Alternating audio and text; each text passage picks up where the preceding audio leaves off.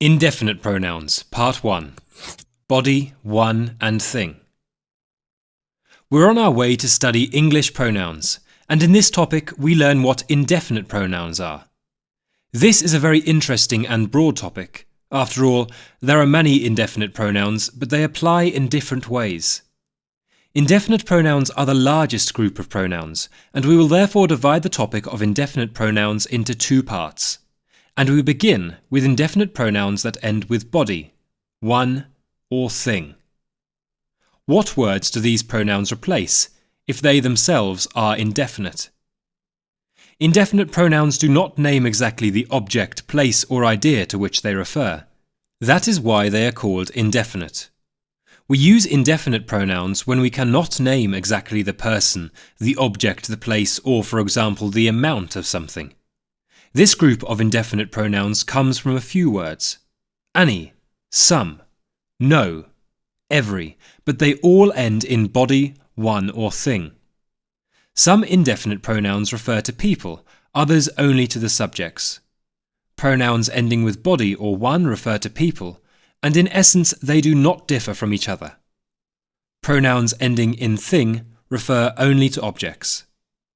For clarity, we group the pronouns in the table. Indefinite pronouns that refer to people: somebody, anybody, nobody, everybody. Someone, anyone, no one, everyone. Indefinite pronouns that refer to things: something, anything, nothing, everything. Note there are several important rules for the correct use of indefinite pronouns. Remember these rules and you will see how everything will become easier. Rules for the use of indefinite pronouns. Indefinite pronouns are always singular. For example, everybody loves chocolate. Since indefinite pronouns are always singular, the verbs used must also be singular. For example, everybody likes music. Everything was ready for the concert. But when we return to an indefinite pronoun in a speech, then we always use the plural. For example, everybody enjoyed the party. They were very thankful. Singular everybody becomes plural they in the next sentence. We apply apostrophe s to an indefinite pronoun to get a possessive. For example, is this anybody's hat? We never use the second negation in a sentence where nobody, no one, or nothing is used. Nothing happened. The pronouns somebody, someone, something we use in positive sentences and in questions in which a request or some suggestion is expressed. For example, there is somebody in the garage. Would you like something to drink? The pronouns anybody, anyone, or anything we use in negative sentences, general questions, and conditional sentences. For example, if anybody comes, please say that I'm busy. Also, it is appropriate to consider pronouns some, any, and no. These pronouns in the sentence are placed before the noun, which they define.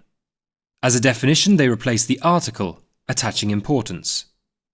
I don't need a bag. I don't need any bags. Some. The pronoun some is mainly used in affirmative sentences, any. The pronoun any is mainly used in interrogative and negative sentences, with not. Do you have any money? I didn't have any ideas. In affirmative sentences, any is used in the meaning of any object or thing. You can call me anytime. No. The pronoun no is used only in negative sentences and denotes the absence of something. No is placed before a noun. I have no problems. He says he has no money. Note the difference between not and no. We use no for a noun. There are no mistakes in this text. And we use not for a verb. There are not any mistakes in this test. Please remember, in English there cannot be two negations. There are not any ideas is the same as there are no ideas. I can say for sure that you cannot speak fluently without indefinite pronouns, but we need to work out the usage of indefinite pronouns, especially when denying. I can advise you to practice in everyday situations. I didn't see anybody yesterday. Is everything ready for the party?